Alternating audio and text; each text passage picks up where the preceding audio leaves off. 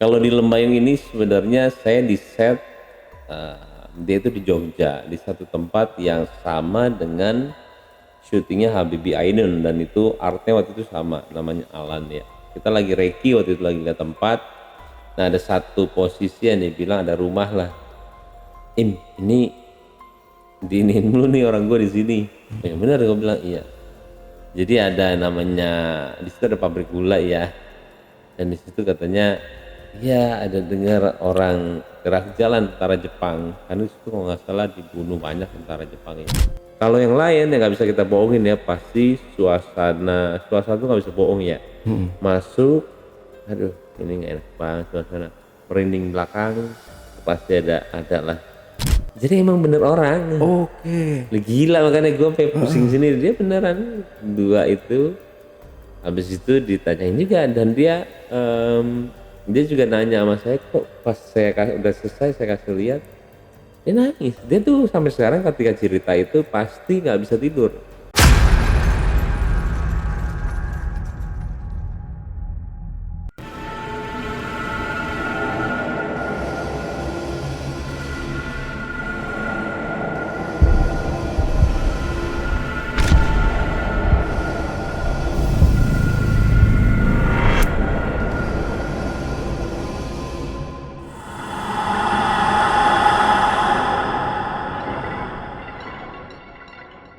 Assalamualaikum warahmatullahi wabarakatuh. Ketemu lagi dengan saya Ale, Jejak Backpacker.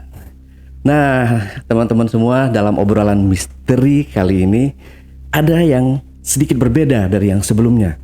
Dimana teman-teman udah saya suruh polling nih buat menghadirkan Bang Baim Wong buat hadir di studio Jejak Backpacker. Dan alhamdulillah malam hari ini Bang Baim Wong hadir di tengah-tengah kita semua untuk menceritakan tentang film Lembayung. Wow, seperti apa filmnya ini? Kita tanya-tanya langsung sama Bang Baim Wong. Assalamualaikum Bang Baim. Waalaikumsalam warahmatullahi Wah, wabarakatuh. luar biasa. Ini kita Maaf, kedatangan. bawa anak ini. Aman Bang, gak apa-apa. Kiano aman ya tidur ya? Aman, cuma emang dia nempel terus gak bisa. Oke. Tadi dari mana aja nih Bang hari ini nih? Kayaknya Hari ini- seharian ya? Iya, hari ini tuh kemana aja ya? Terakhir tadi tuh teras kota, sebelumnya itu di deket BSD juga, saya lupa ya, sama tadi di kantor. Oh gitu, rame Bang ya, alhamdulillah Bang. Alhamdulillah filmnya ini. rame. Kemarin juga tuh ya lumayan juga rame karena hari biasa. Kalau di sini kan belum terlalu rame. Kalau weekend itu udah pasti full nih gitu. Oke, Bang Baim, ini saya terima kasih banget nih Bang Baim. Kemarin kan iseng ya. Wah ini karena kita tuh selalu tahu nih Bang. Kayak peramal nih ceritanya. Film-film yang bagus mana yang enggak tuh kita selalu paham nih, selalu ngerti. Tahu dari mana? Karena dari judul, dari dia mengambil kejadian kisah nyatanya atau lagi diangkat dari Treat X gitu kan.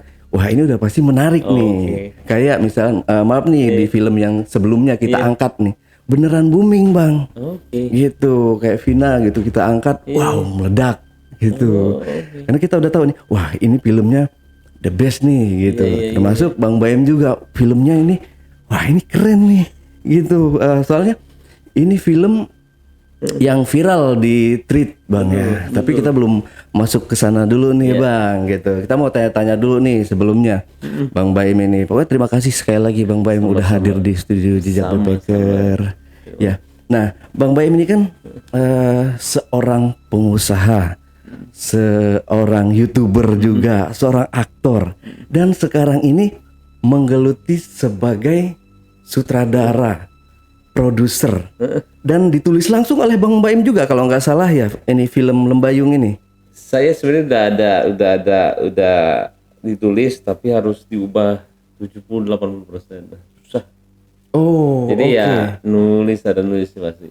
Nah, ini apa yang membuat Bang Baim mendadak jadi sutradara film nih Bang? Horor lagi. Iya. Sebenarnya saya ditawarin untuk satu peran di sana, sebenarnya Dokter Teto. Karena film saya sebelumnya itu di Berbalas Jam. Tapi pas saya baca skenarionya, saya tuh nggak suka horor, Oke. karena saya nggak suka penampakan yang aneh-aneh, yang nggak logis, yang ya begitulah ya. Saya nggak suka, saya harus pakai logika untuk melihat sesuatu dan merasakan sesuatu. Nah di skenario ini saya dapat, tapi jelek banget skenarionya. Saya nggak suka, tapi saya udah kelihatan nih cara pembuatannya jadi kayak gimana. Akhirnya saya menawarkan, gue tarik deh, mau atau enggak? Gue nggak usah main, gue bilang.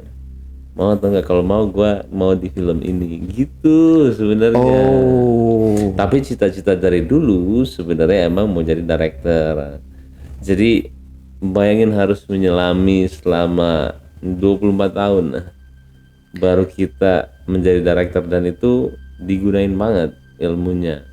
Karena saya ngedit semua, makanya saya ditulis ada ngedit sendiri, ada ini sendiri, betul. Kita benar-benar detail banget kalau diliatin ya. Nggak ada celah untuk gimana orang masuk untuk melihat kesalahan dalam arti editing, mau itu gambar, mau itu movement ya. Susah, dan dibilangnya kok gue kayak pro banget ya di situ. Walaupun kita istilahnya apa namanya ya, pasti ada beberapa logika yang tidak bisa dimasukkan semua dari segi film, tergantung si yang lihatnya seperti apa. Cuman dari segi gua ya itu sudah lumayan banyak, karena yang kalau misalkan nonton kemarin tuh Liontin segala tuh nggak ada di skenario. Ida terakhir itu nggak ada skenario, nggak ada semuanya. Dan itu seharusnya tantrinya mati, tapi gue bikin hidup lagi. Oh, itu. Iya. Bikin hidup lagi kan buat gue suatu hal yang biasa. Kita gimana caranya jadi penonton nggak bisa nebak ini cerita apa. Iya itu dia. Ya itu dia plot twist ini berlapis-lapis gitu. Tapi gimana Kita jadi nggak bisa satu nebak. lapis-lapis tapi jadi satu kesatuan, susah betul. banget. Susah banget. Susah. Asli keren banget. Bang. Untuk seorang yang baru pertama kali menjadi sutradara film khususnya horor nih Bang. Saya sendiri sama tim ya mungkin saya pribadi juga top banget ini. Makasih lo, makasih. Makasih banget. Oh, tetangga saya maksudnya ya teman saya yang nonton sebelah itu. Udah ngeri semua. Oke, Bang Baim kita lanjut Bang ya.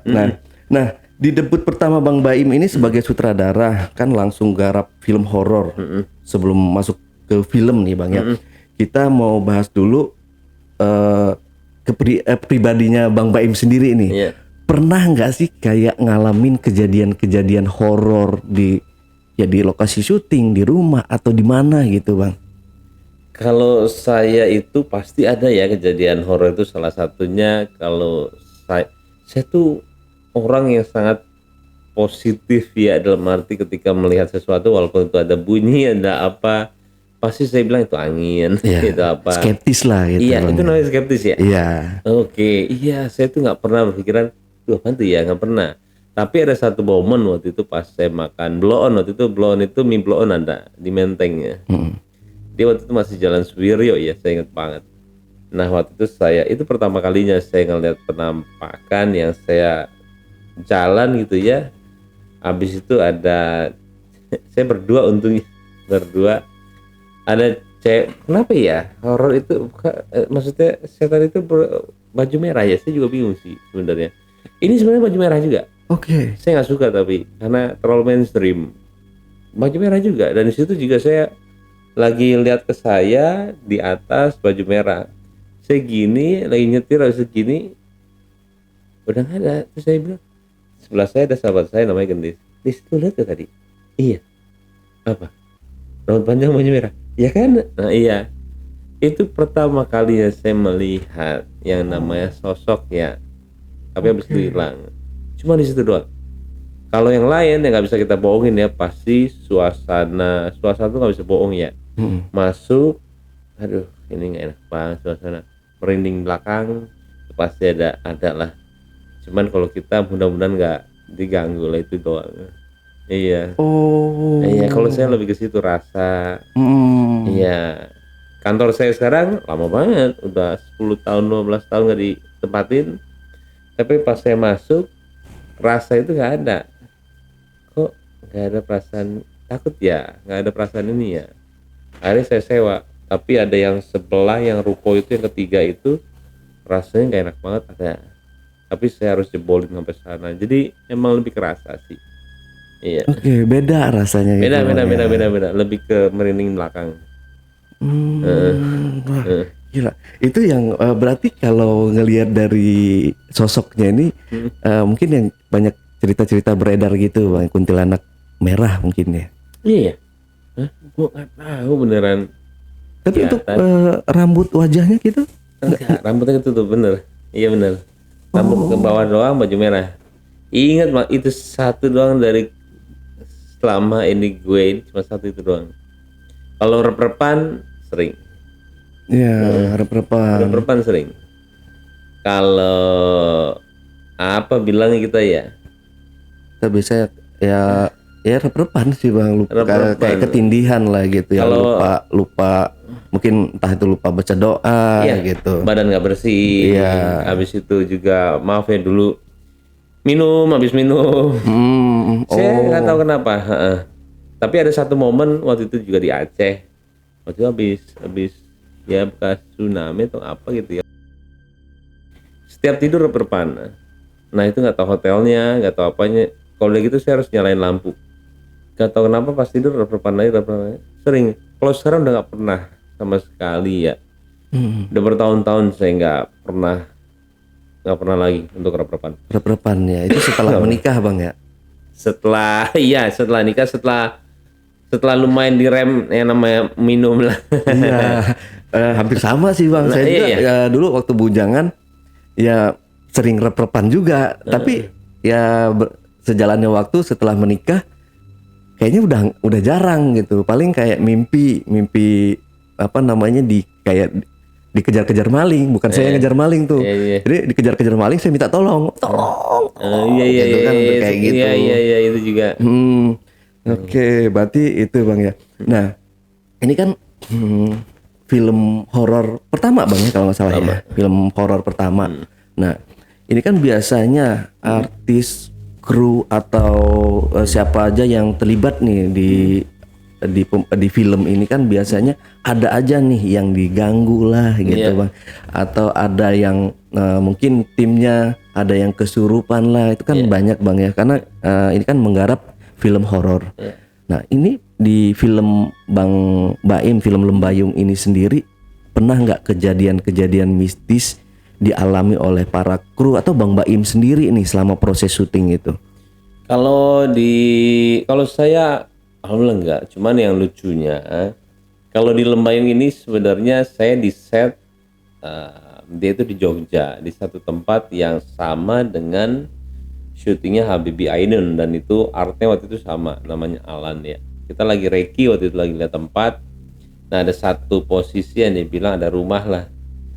Ini diinin dulu nih orang gue di sini. Yang benar gue bilang iya. Jadi ada namanya di situ ada pabrik gula ya. Dan di situ katanya iya ada dengar orang gerak jalan tentara Jepang. Karena di situ kalau nggak salah dibunuh banyak tentara Jepang ya. Tentara Jepang jalan banyak kayak gerak jalan lah kata dia. Nah lucunya saya nggak pernah cerita sama orang tuh dia ngomong gitu. Oke. Nah pas saya preskon, kan kita ditanyain ada nggak ini. Itu kan salah satu sebenarnya pertanyaan pamungkas ya untuk horor ya. Perasaannya gimana ini ada. Saya nggak ini. Nah si Eric Estrada. Oke, Eric Dia Estrada. bilang, oh ya, saya nggak pernah cerita itu. Saya ngobrol sama Alan itu. Saya itu waktu di mana pabrik gula itu ada suara jalan rock tentara Jepang itu. Hah? Gue apa ya? Saya langsung responnya ke dia, memang langsung sekaget itu dan oh iya, saya bilang di depan perasaan itu yang diceritain sama dia. Jadi antara percaya sama enggak begituan ya, tapi terjadi Tapi emang ada gitu, betul. ada. Dan memang itu kalau misalkan kalian tahu kan final battle-nya itu agak terang ya. Itu kalau gelap nggak berani saya. Karena itu di tahun 1800 ya, pas saya masuk tuh pas gelap, aduh. Suasananya sih udah lah nggak bohong lah ini mah. Nah ini mah udahlah capek lah, udah nggak kuat lah, ngap, kok udah ngap ini, wah udahlah kita masuk situ udah, wah ini sih nggak bener sih. Akhirnya kita maunya day for night, cari aman aja deh, gue bilang dari jam 6 pagi sampai jam 6 sore aja deh, karena lihat suasananya nggak mungkin lah, pasti sih ada apa-apa nantinya. Iya, karena itu bener-bener ya udah masuk itu udah pengep itu beda ya. Pengep lah, udah tahu lah, bukan pengep udara ya, pengep badan tuh kayak udah tahu lah kita lah, ini mah udah banyak banget di sini gitu. Itu sekali aja di dalam waktu hari itu aja bang. Di hari-hari berikutnya kan otomatis kan ini lama nih bang bikin. Iya, jadi itu di situ 2 hari. Harusnya saya sehari. Cuman nggak waktunya nggak cukup. Paipung mental lagi untuk hari berikutnya. Akhirnya saya ya sudahlah, nggak apa, kita hilangin beberapa scene. Akhirnya saya di situ lagi. Ya udah jadi 2 hari di situ. Iya. Gila. Serem banget. Serem banget di situ, serem banget. Di situ serem lah, pabrik gula tuh serem banget. Oh berarti ini yang dijadi kliniknya ini itu? Jadi itu sebenarnya sebelahnya, kalau misalkan secara apa lokasi ya, kalau udah dikasih tahu juga. Jadi jadi rumah sakit sama kita sama keadaannya ya, berantakan ini, sampai kita bingung ini bisa apa dibersihin, saya bilang ya, karena berantakan banget ya. Akhirnya Alan tuh ya artnya hebat banget sih, dia bersihin semua, dijadiin set, satu jadiin semua jadiin ini, akhirnya bagus banget. Yang kalian nonton itu 90% set dibuat. Oh iya, 90%. Berarti nggak gitu aslinya. Enggak. Gila lah itu. Gila iya. Itu daya seni kreatif yang saya bilang.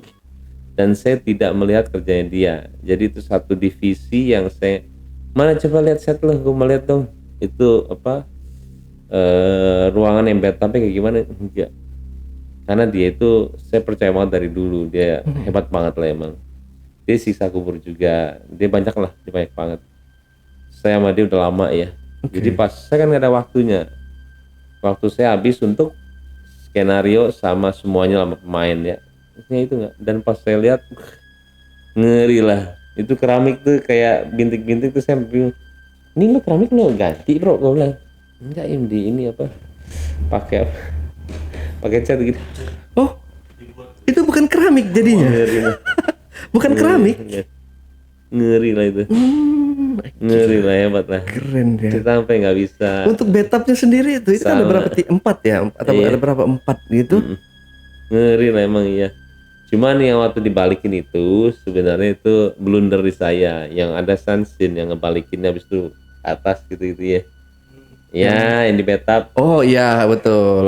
Itu nggak muat 2 sebenarnya, nggak muat 2 orang. Aduh, itu saya pusing karena kan harus dibalikin sebenarnya. Nah itu lebih ke teknik editing sama teknik saya as a director untuk keperluannya apa, untuk begini itu nggak muat itu. Jadi ketika berdua gitu nggak muat, harus kan itu kalau misalnya dilihat tuh patah-patah ininya. Gerakannya patah-patah. Jadi lebih ke editing saya aja, sama untungnya kan saya ngedit. Jadi saya sebagai pemain ada manfaatnya, saya sebagai YouTuber ada manfaatnya karena saya ngedit. YouTube, lagu, editing itu saya semua. Jadi saya tahu mood. Iya. Selama 4 tahun itu saya tahu moodnya, saya tahu ininya. Jadi ketika saya syuting tuh, sebenarnya udah kepala saya udah ngedit. Dia nggak perlu bagus sampai ini, saya cuma perlu ini doang. Jadi digunain semua yang apa saya, yang ilmu saya dari kemarin itu saya gunain semua. Jadi udah peka banget. Nggak ada nervousnya sama sekali. Orang sih kayak bilangnya gimana? Nggak ada nervousnya, kan di kepala kita udah materi. seru. Luar biasa ya. Nah ini satu lagi nih bang. Ini kan theme songnya ini kan yang menyanyikan ini adalah Mbah Ti ya. Kalau nggak salah istri dari almarhum Ismail Marzuki. Bukan, dia bukan. Pengarangnya Ismail Marzuki Sabda Alam. Kalau dianya itu beda, dia penyanyi keroncong. Diciptakan alam pria dan wanita, dua makhluk dalam asuhan dewata. Oh, oke, yang Bang Baim datengin langsung ke rumahnya Ya, itu. saya lagi bingung siapa penyanyinya. Ada kepikiran Andin, ada kepikiran ini banyak banget di kepala saya. Ada juga Raisa, ada sih. Cuman kalau diperhatiin film saya tuh saya nggak pernah ngegunain satu hal yang mainstream. Ya. Saya nggak mau ketebak sama orang apa yang mau saya lakuin.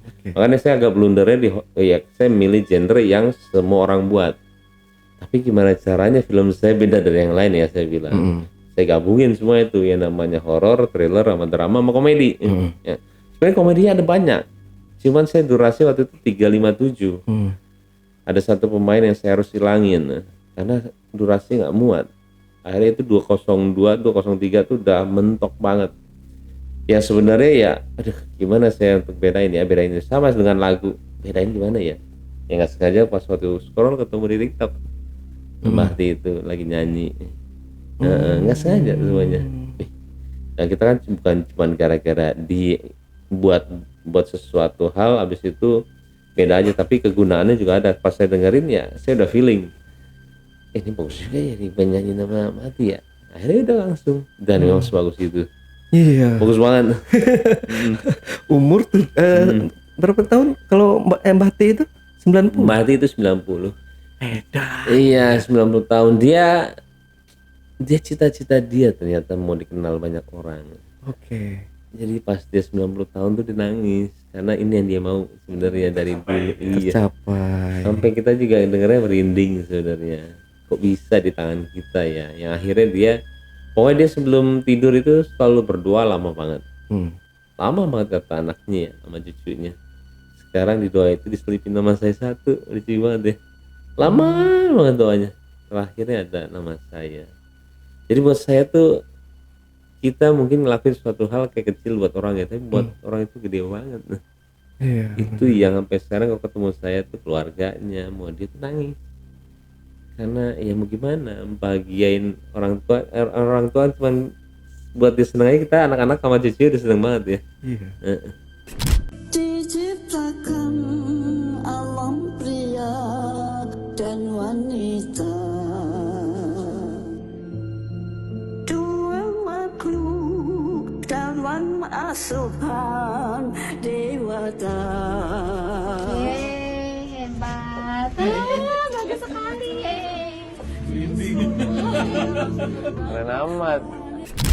Nah, ini kan mengenai film Lembayung ini Bang ya. Ini kan sebenarnya bercerita tentang apa sih Bang? Bisa nggak nih dikasih bocoran sedikit nih? Kalau kita kan udah tahu nih, mungkin teman-teman nih di rumah yang pengen nonton gitu nantinya gitu, penasaran. Ini bisa dikasih bocoran sedikit nggak buat penonton? Jadi kalau ini tuh saya jujur saya nggak baca threadnya.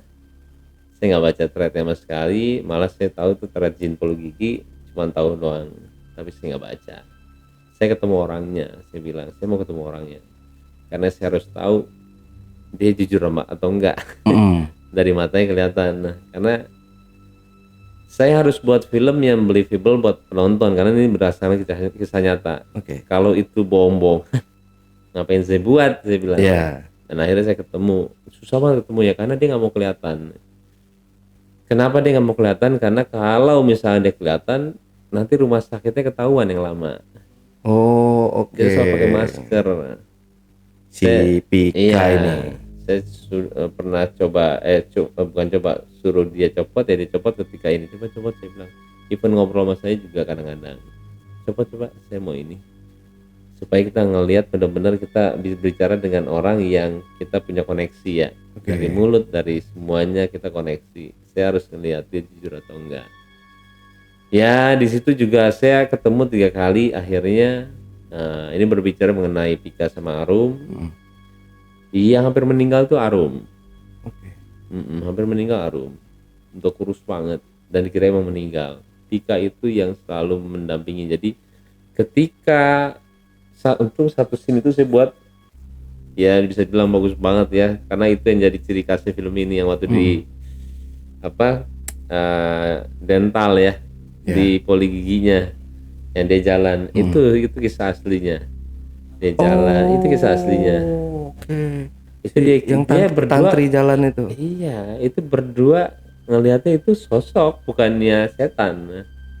Jadi emang bener orang. Oke. Gila, makanya gue sampai pusing sini. Dia beneran dua itu.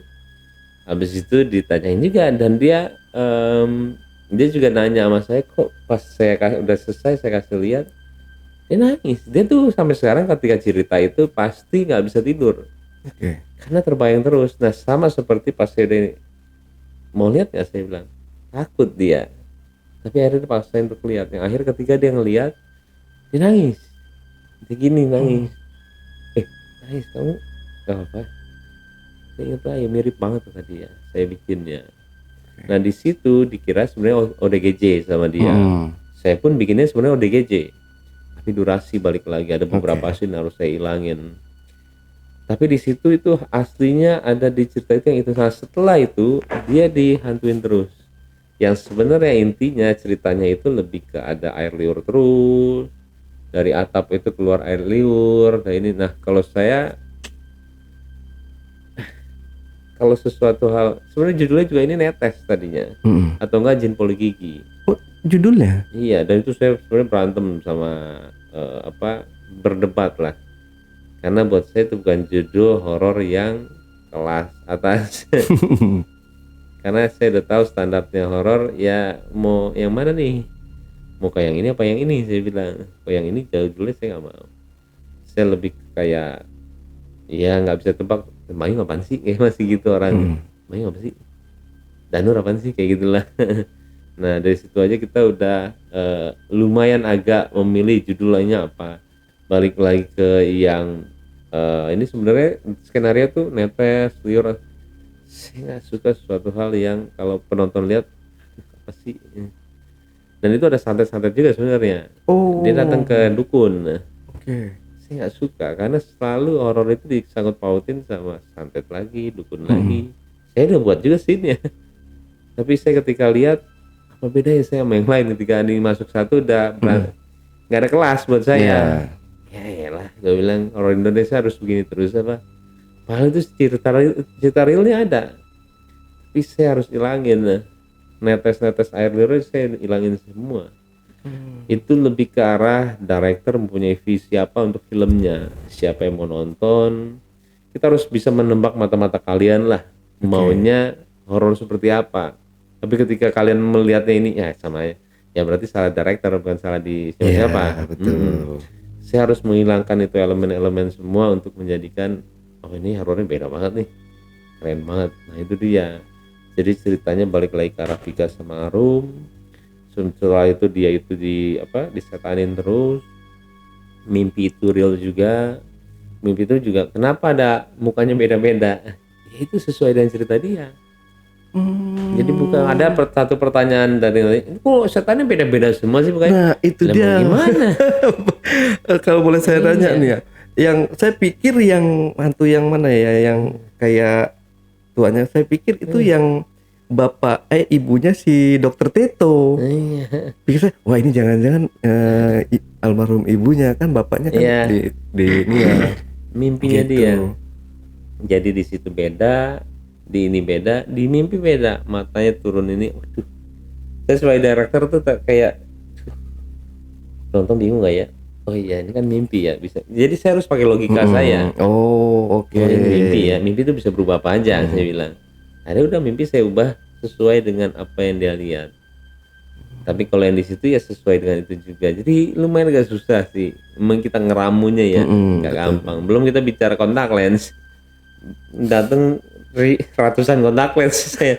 Bagaimana mas? Setannya pakai. Itu susah jadi director ya. Kita punya.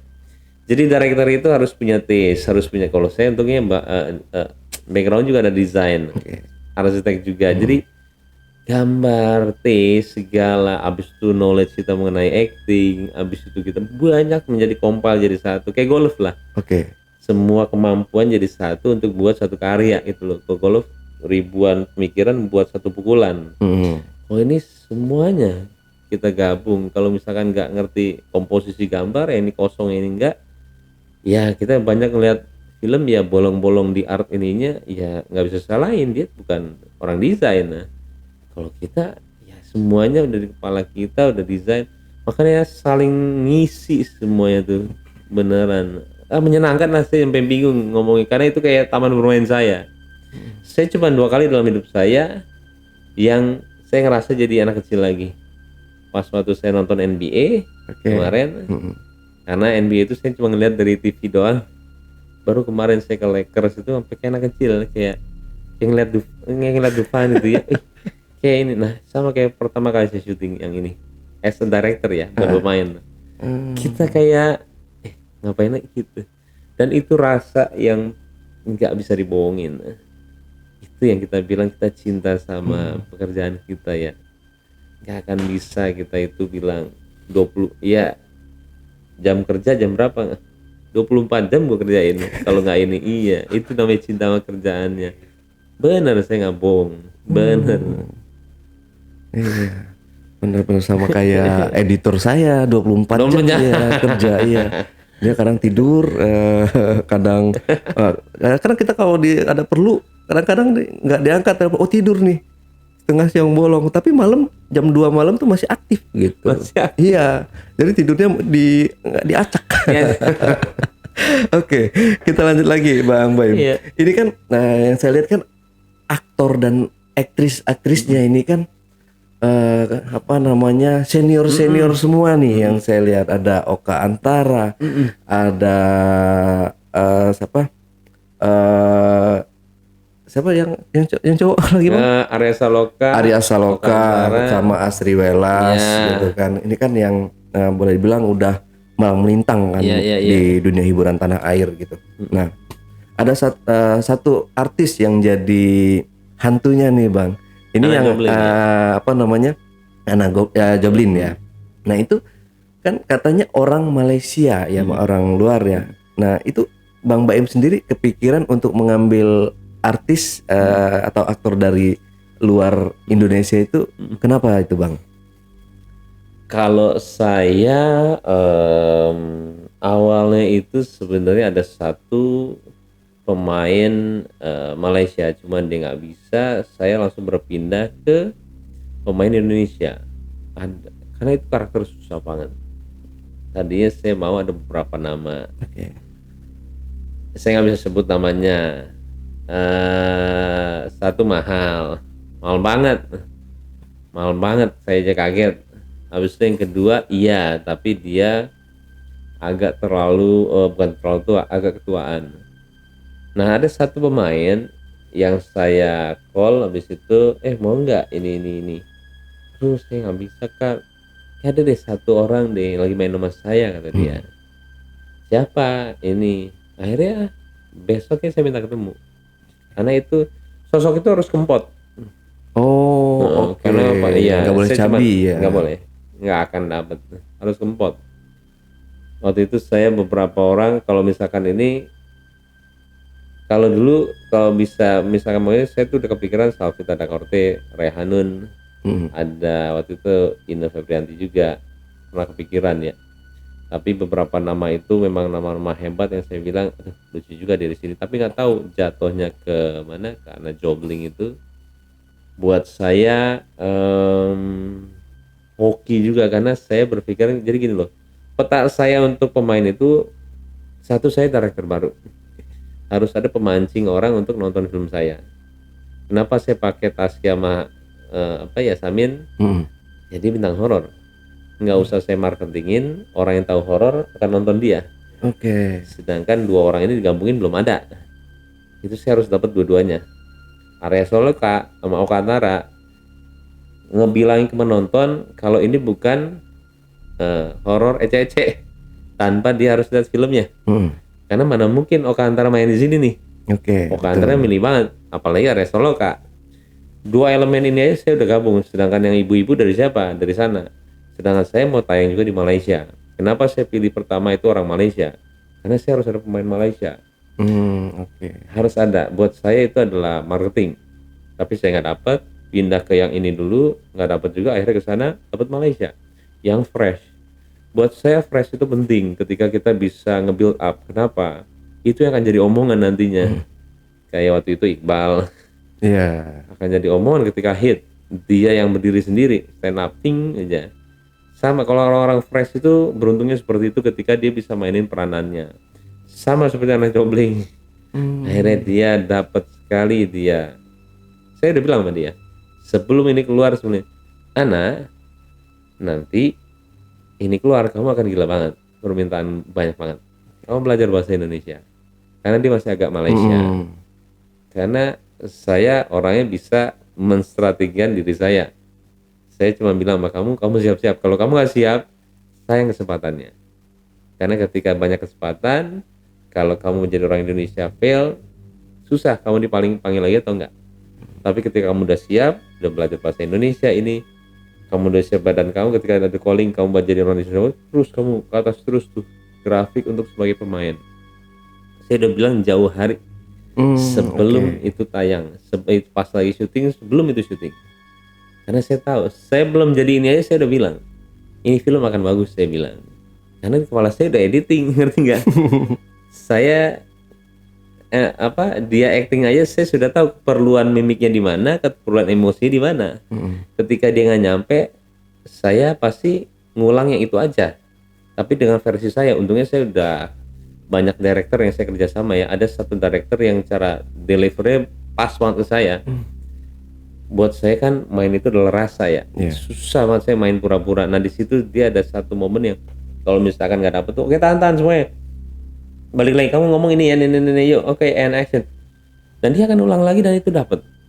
Dibandingkan terus, oke kan, kamu ini boleh nggak ini? Oke diulang lagi ya ini ya, di sini lagi. Dan buat kita satu waktu habis. Yang kedua memang Indonesia udah industri banget. Timeline harinya untuk buat film juga pendek. Kita sebenarnya cuma perlu gini doang yang dialog yang ini doang. Nah itu kadang-kadang kesalahan dari banyak director untuk melihat komposisi waktu ada di mana. Karena kan saya waktu itu pemain. Buat saya salah sini, ulang lagi sini. Kita ulang berkali-kali berapa jam itu.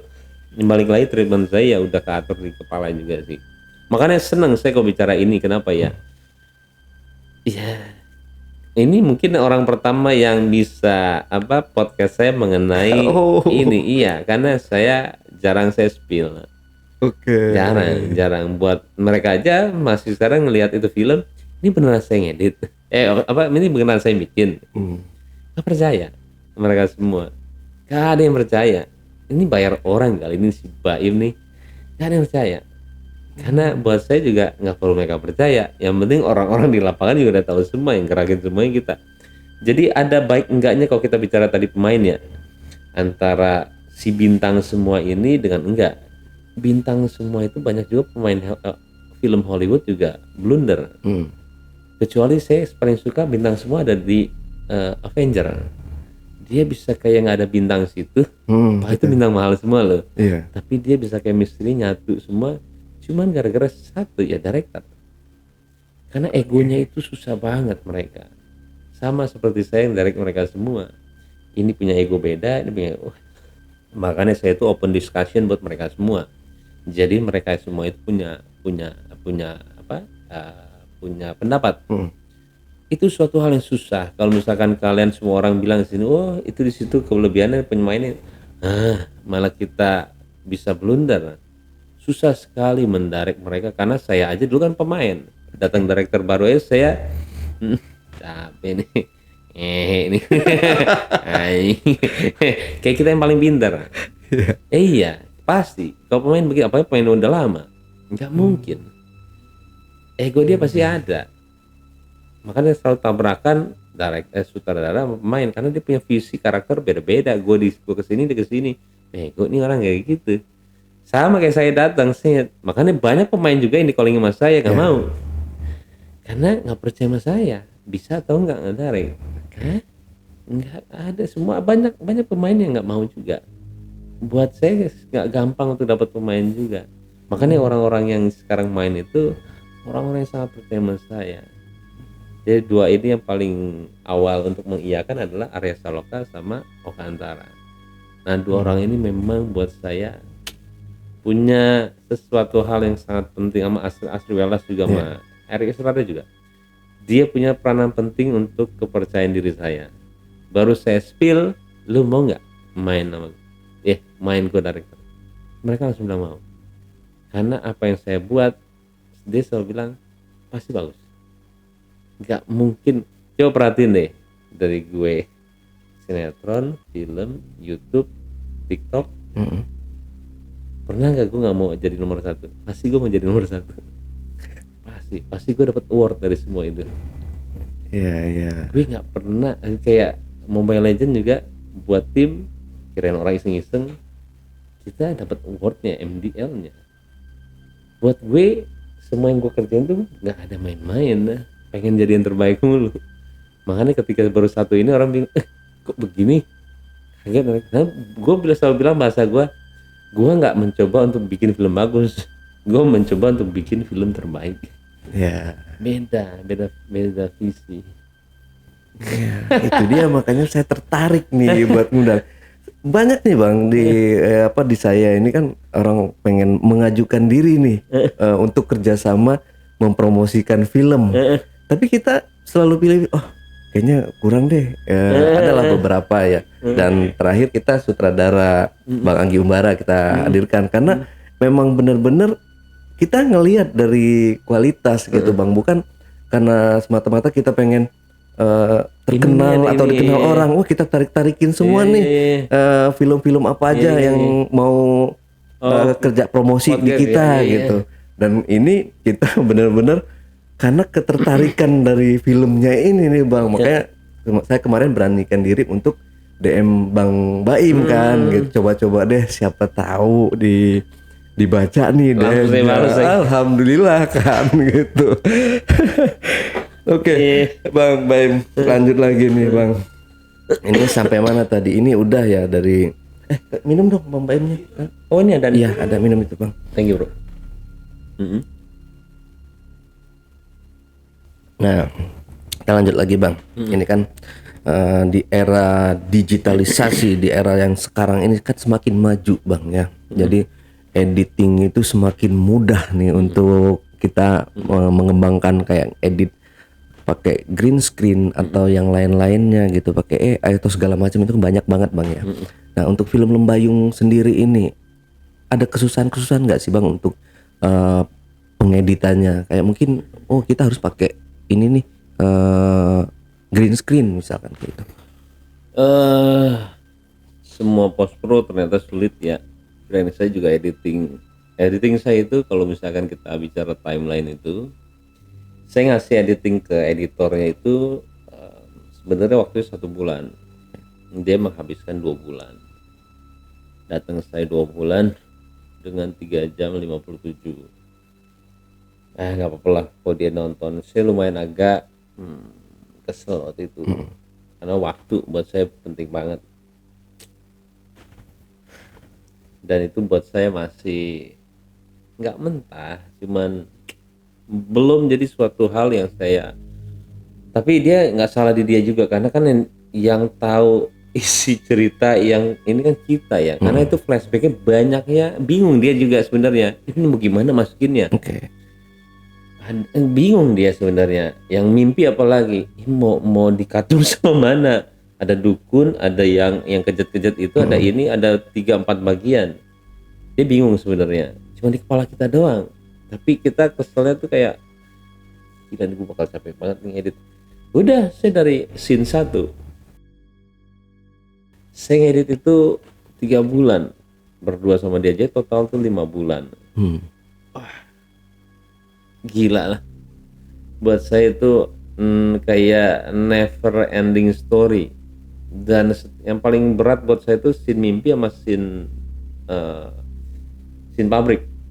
Belum mulai itu kita udah kan sebenarnya ketika misalnya dibilang ada nusuk, ada apa yang terakhir itu kan ambil 2. Versinya Arum, versinya Tantri, itu dua-duanya diambil. Editor tuh yang mana Tantri, yang mana ini.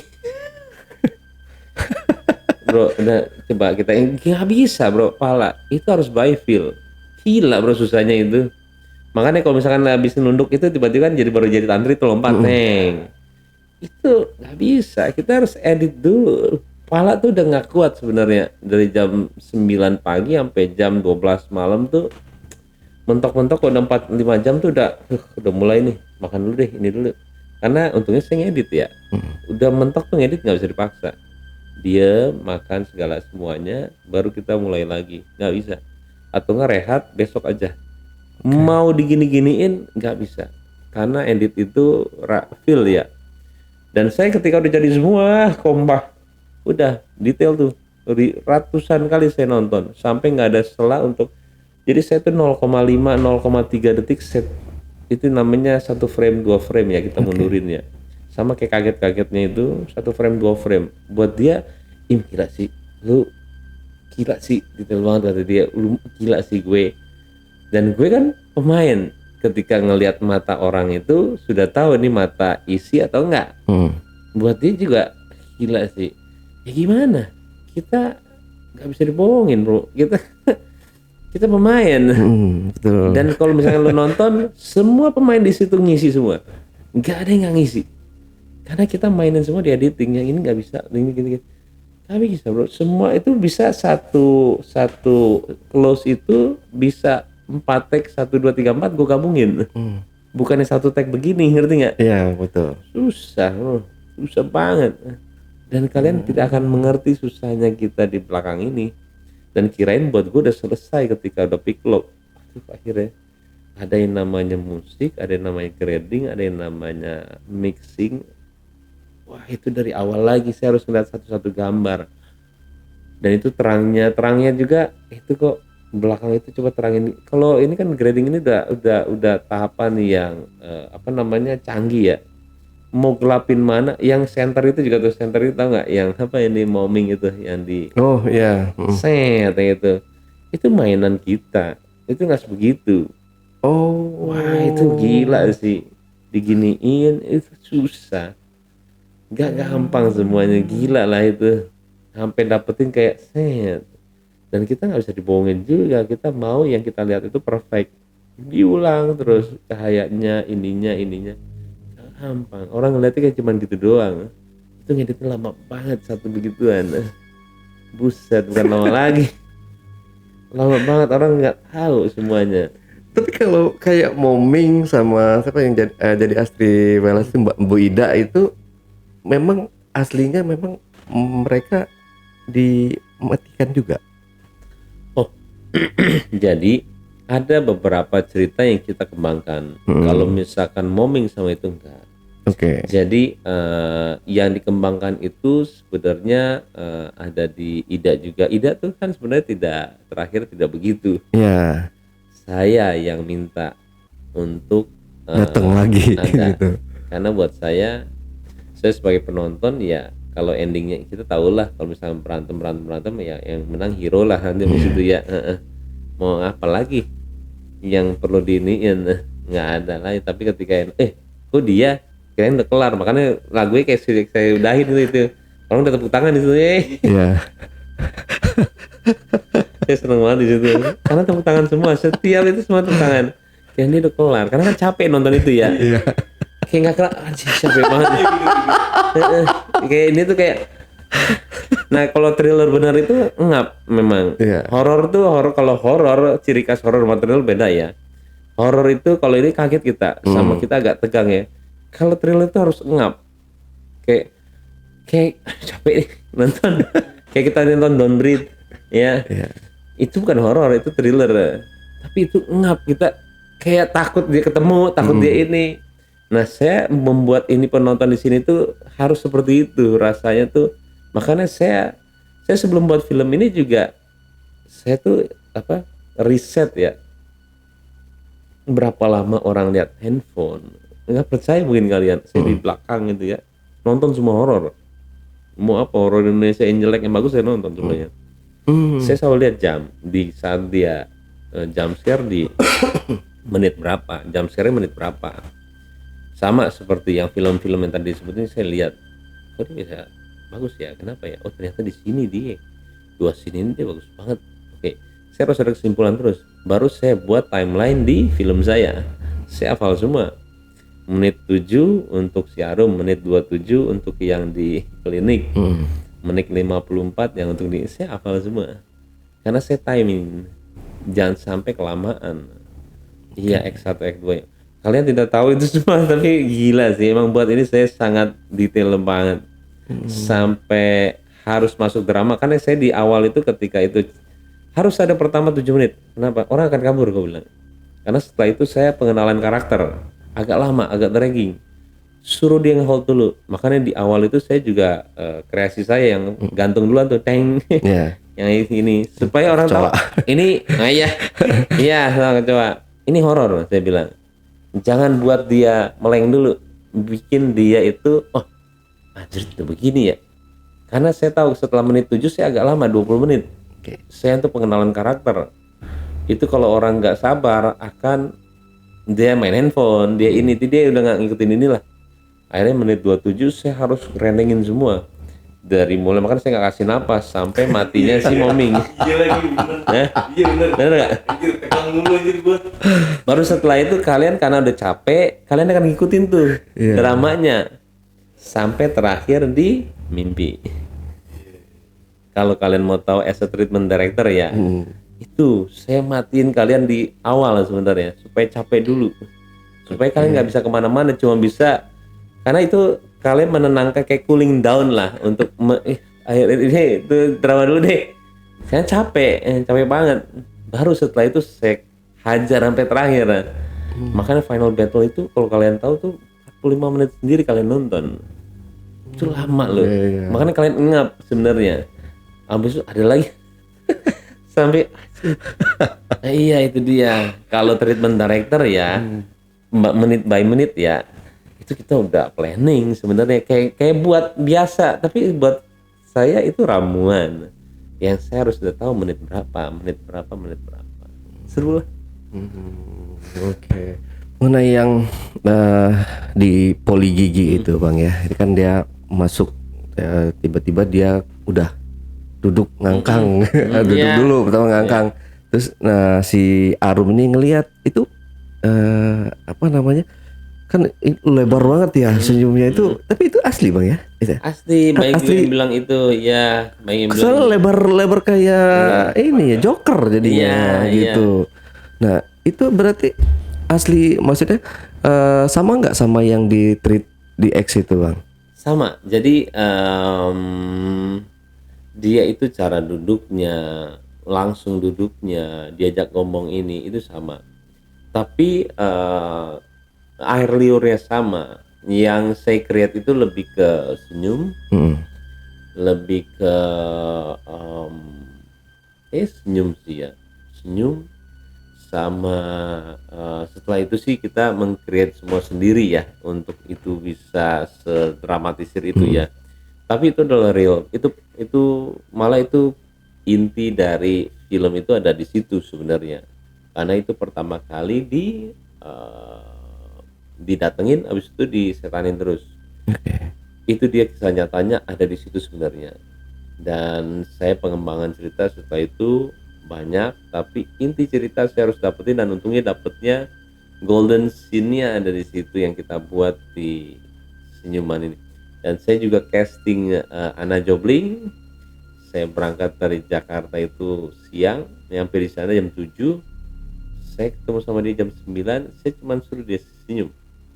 Dia senyum, nah, dia coba lagi, senyum, nggak, coba matanya mau bunuh saya bilang, kayak mau bunuh saya coba. Akhirnya dia matanya mau bunuh saya, kayak gini dia mau bunuh saya, dia serem banget. Kayak tadi cuma gini doang nih, gini doang, matanya mau bunuh saya, bilang saya tai anjing, bilang, kayak gini, serem banget. Di situ saya bilang, oke. Kamu yang main. Udah saya besoknya pulang. Nggak ada dialog, nggak ada. Nggak ada dialog. Nggak ada. Iya cuma itu doang. Saya harus lihat itunya dia bisa atau enggak. Dan susah banget. Karena mata itu harus berbicara ya. Karena mata dia waktu itu serem banget, gila saya bilang. Iya, susah. Harus ada bakat gitu sih. Oke. Nah, ini kedepannya mungkin ada mau menggarap film apa lagi nih Bang? Mungkin rencana ke depan, wah gua setelah ini sukses mungkin di layar lebar harus bikin lagi nih. Nah, selanjutnya Bang Baim mau ada rencana apa nih Bang? Saya itu yang paling susah kalau saya itu sebenarnya skenario. Oke. Saya orangnya agak bawel soal skenario, harus perfect banget. Kalau saya ada satu horor, habis itu sebenarnya ada satu komedi sama satu drama, cuman yang paling saya mau adalah Pembajakan Pesawat. Oke. Itu tahun 2026. Saya udah prepare, yang mainnya juga saya udah tahu siapa. Bang Karena- Baim, maaf agak ditarik dikit mic-nya Bang. Dikit aja ya. Nah, ini ya. Jadi saya itu prepare sebenarnya Pembajakan Pesawat. Saya suka banget. Nggak tahu kenapa Pembajakan Pesawat punya nilai marketing sendiri. Lihat posternya udah tahu kita ini pasti keren nih. Dan Indonesia belum pernah buat Pembajakan Pesawat. Tapi lumayan, kenapa 2026?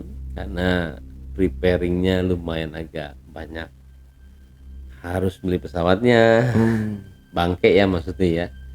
Kita dalamnya kita iniin, habis itu apa namanya, CGI. Wah itu lumayan agak ini ya. Cuman saya prepare selama, cuman itu cita-cita saya dari dulu dan sudah tahu ceritanya akan kemana.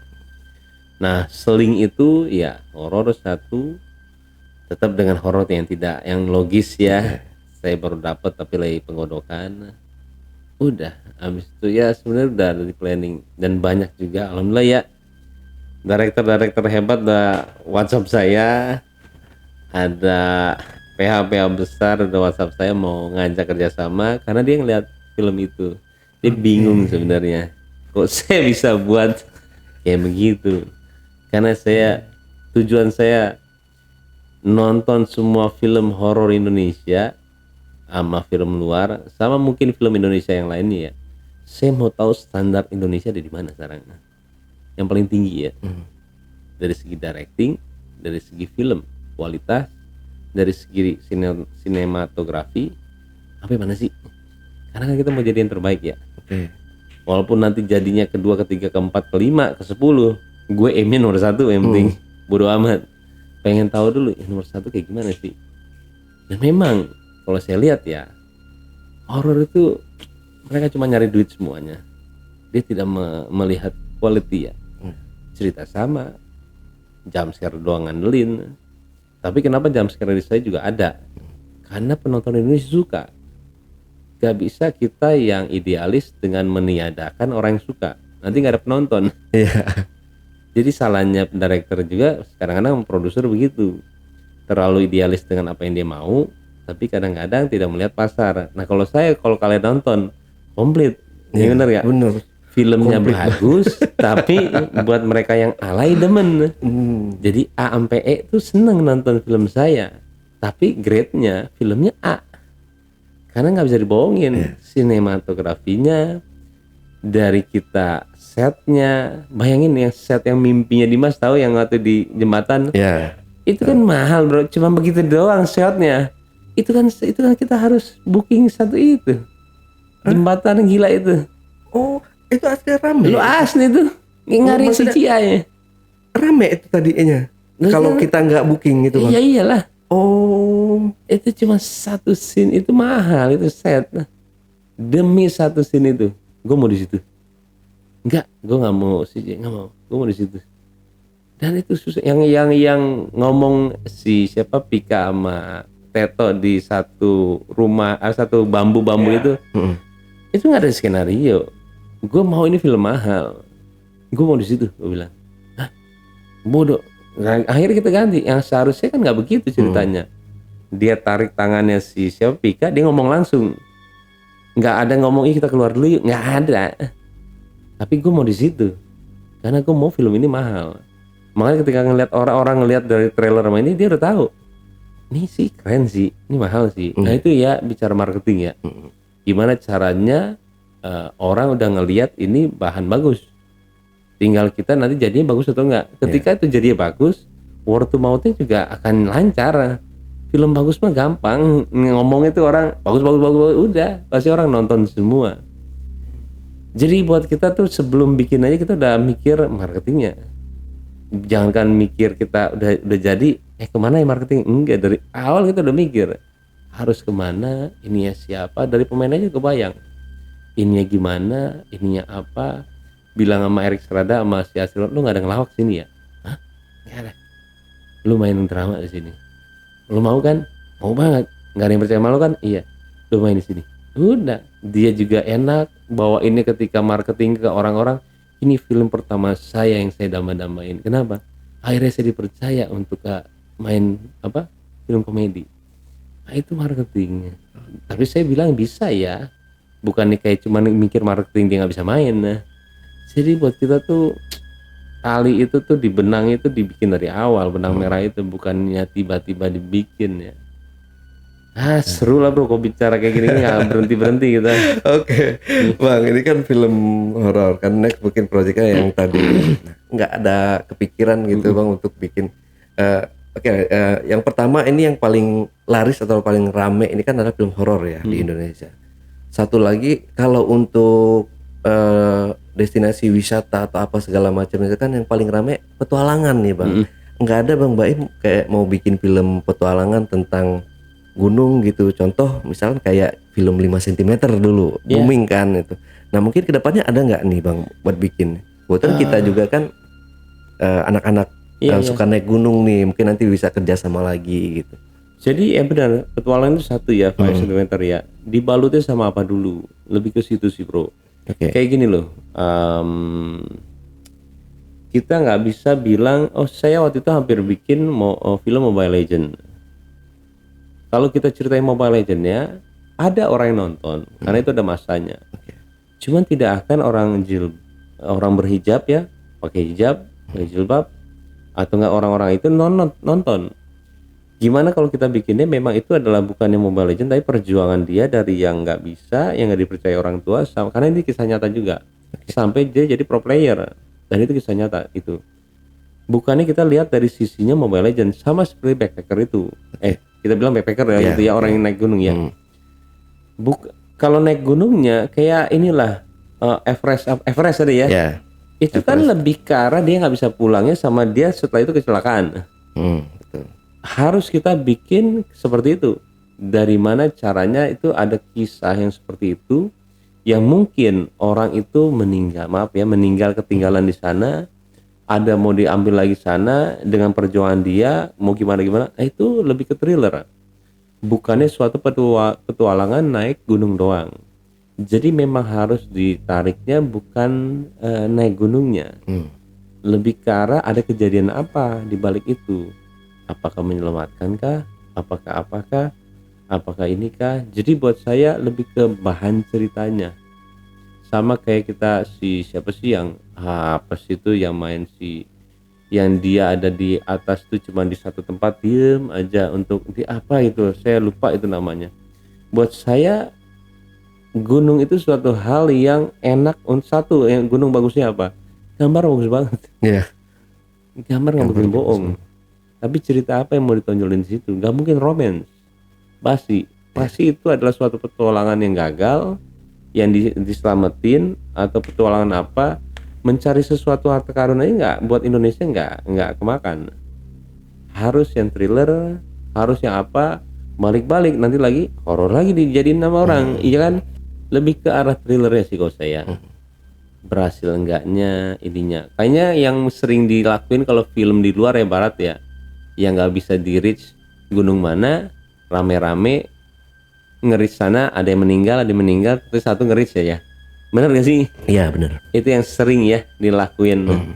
Terus ada satu juga kemarin yang pesawat jatuh di gunung apa, bukan pakai bahasa kita, saya lupa ininya, bagus banget di Netflix. Saya senang banget nonton itu. Jadi buat saya gunung itu apanya yang mau diiniin, lebih gitu. Tapi kalau untuk maaf ya, kalau untuk naik gunung saja nge-reach sesuatu nggak ada kanan penonton, nggak ada. Nah paling menyenangkan ketika kisah nyata, balik lagi kisah nyata sih, apa yang terjadi, mungkin ya ada yang kecelakaan, ada yang meninggal, ada yang apa, ngeri sesuatu. Kebanyakan kan kalau di atas itu yang paling menarik ya balik lagi horor ya, tapi harus yang real. Iya. Ngelihat apa, ini apa, baru kita mainin tuh gunungnya, ininya, keindahannya, ininya. Harus dikompil sama sesuatu yang penonton mau lihat, nggak bisa idealis cuman naik gunung. Kalau saya bilang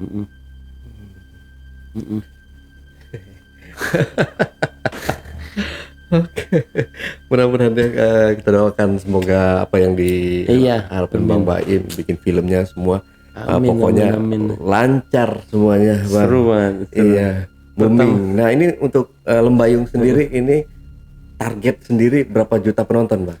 Nah itu dia, saya nggak pernah jawab karena buat saya ketika ngomong juta-jutaan udah ke duit. Buat saya bukan duit sebenarnya, lebih ke arah orang senang, dia akan bilang sama orang dan akan banyak, ya akan juta-jutaan. Jadi sama seperti ketika orang bikin YouTube waktu dulu awal ya, aimnya dia duit, malah dia nggak akan reach. Sesuatu hal yang nge-reachnya udah uang, buat saya udah fail. Karena ketika saya kemarin kalau YouTube ya, karena memang saya membuat semua video kenangan itu jadi di satu ini yang akhirnya malah disenengin orang. Sama seperti apa film ya, saya jarang banget tuh bilang mau, tapi di badan kita udah tahu mau down berapa, tapi saya nggak mau bilang ke orang, biarkan badan kita aja yang tahu. Tapi ketika saya bilang oh saya mau misalkan ya 5 juta, 3 juta, 8 juta, itu udah duit banget. Buat saya ini tuh jauh banget daripada uang itu. Kreativitas yang tanpa batas yang kita keluarin untuk orang melihat dan dia senang. Dan ketika dia senang itu dia akan mulut ke mulut akan jalan sendiri. Betul. Iya, buat saya itu, dan akan jadi juta-jutaan, insya Allah, karena mereka senang. Kok udah juta-jutaan, udah duit, udah janganlah, nggak bagus. Oke, nah ada part 2-nya nggak nih Bang? Ini Kenapa? next mungkin Lembayung mau dibikin part 2-nya? Nanti kita lihat nanti. Oke, terakhir deh Bang Baim, ada pesan-pesan nggak nih untuk penonton di rumah atau JPKers di rumah yang penasaran banget sama film ini nih Bang? Mungkin Bang Baim mau sampaikan. Kalau saya nonton Lembayung, terlalu banyak yang saya mau kasih lihat untuk apa penonton Indonesia ya, sineas juga. Mudah-mudahan juga saya berhasil untuk buat film bagus. Tapi terlalu banyak yang saya message yang saya mau kasih lihat ya. Dan bisa kok Indonesia bikin film bagus gitu loh. Bisa banget. Jadi saya tuh mau buktiin ini film bagus. Dan horornya beda banget. Compile menjadi satu, horor, drama, thriller, nangis, ada ketawa juga. Susah, iya susah, tapi bisa kok. Karena semua orang udah bilang bagus, amin. Yeah. Nah, buat teman-teman yang penasaran banget sama film Lembayung garapan dari Bang Baim Wong ini, teman-teman bisa saksikan atau bisa tonton di bioskop-bioskop terdekat di rumah kalian karena ini sedang tayang di bioskop. Wah, seru. Asli seru banget. Nggak main-main ini filmnya Bang Baim. Oke, Bang Baim, terima kasih banyak nih buat waktunya. Sama-sama. Kita udah kehadiran seorang Bang Baim Wong. Wow. Thank you juga loh. Oke, JPKers, itu tadi obrolan saya bareng Bang Baim Wong tentang filmnya yang berjudul Lembayung. Jangan lupa untuk selalu support channel YouTube Ale Jejak Backpacker dan channel YouTube Jejak Backpacker. Buat teman-teman juga yang punya pengalaman menarik dan ingin bercerita langsung di studio Jejak Backpacker, teman-teman dapat menghubungi admin melalui nomor WhatsApp di 0852 1234 5683 atau di 0858 47683. Wassalamualaikum warahmatullahi wabarakatuh. Waalaikumsalam. Oke, Bang Baim, terima kasih Sama-sama Bang Baim. Diminum Bang Baim. Sama-sama. Sampai jumpa. Belum mati.